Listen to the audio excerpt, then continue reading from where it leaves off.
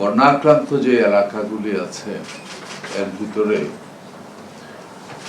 এখনো অ্যাকচুয়ালি ধান কোপার সিজনটা আসেনি। খুব কম পরিমাণ ধান রোপণ করা হয়েছিল, এটা আমাদের জন্য একটা ভাগের ব্যাপার। কিন্তু ক্ষতিটা যেখানে হয়েছিল এই মুহূর্তে বীজতলাতে কিন্তু বীজ ফেলে দেওয়া হয়েছিল, প্রচুর গাছ উঠে গেছে, ধান লাগানোর সময় এসে ঠিক এই সময়ে এই বন্যার কারণে আমাদের ধানের বীজ ওই এলাকায় অলমোস্ট নেই, ধানের বীজ আর নাই, ডুবে গেছে। কারণ এই চারাগুলি একেবারে ছোট ছোট থাকে। আপনারা জানেন 15 দিন বয়সে ধান উঠাতে হয়, উঠে পুঁততে হয়। এই 10-15 দিন একেবারে কচি ধানের চারা, এই কয়েকদিনের বন্যা এটা একদিনের পানির নিচে থাকলে ধানের চারাগুলি নষ্ট হয়ে যায়। এটা আমাদের একজনের একটা বড় সমস্যা সৃষ্টি করেছে।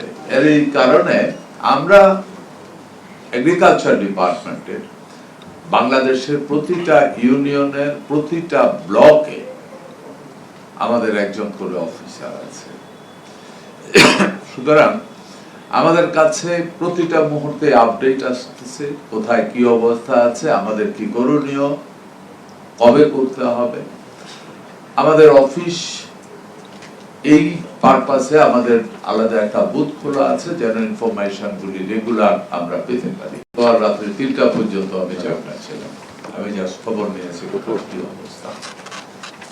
তো আমরা এরই মধ্যে আমাদের প্রধান সমস্যা হয়েছে এটা, যারা ধান লাগাইয়া ফেলছিল তাদের ওই ধানগুলি মারি গেছে। একই করে হয়েছে কি, তার যে সার যেই পরিমাণ প্রয়োগ করেছে ওই সারগুলি নতুন করে আবার প্রয়োগ করতে হবে, যার কারণে আমরা কৃষি মন্ত্রণালয়ের পক্ষ থেকে আগামী 2-3 দিনের মধ্যে আমরা ওই অঞ্চলে, যে অঞ্চলগুলি ফ্লাড এফেক্টেড, বন্যা এফেক্টেড হয়েছে, ওই অঞ্চলগুলিতে আমাদের এগ্রিকালচার বিভিন্ন ডিপার্টমেন্টের অনেক ল্যান্ড আছে, যেমন বিএডিসির আছে, রাইস রিসার্চ ইনস্টিটিউটের আছে।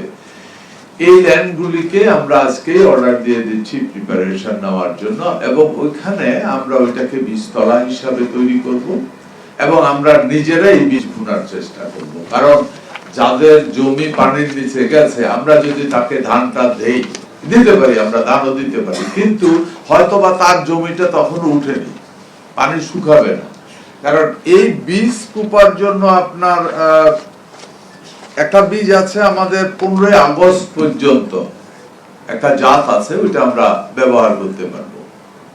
ওই জাতগুলি আমরা আমাদের নিজস্ব বীজতলাতে বীজ তৈরি করছি, যাতে করে পানি শুকানোর সাথে সাথে আমরা ওই বীজটা তুলে কৃষক পর্যায়ে আমরা তার প্রয়োজন অনুযায়ী আমরা ডিস্ট্রিবিউশন করতে পারি।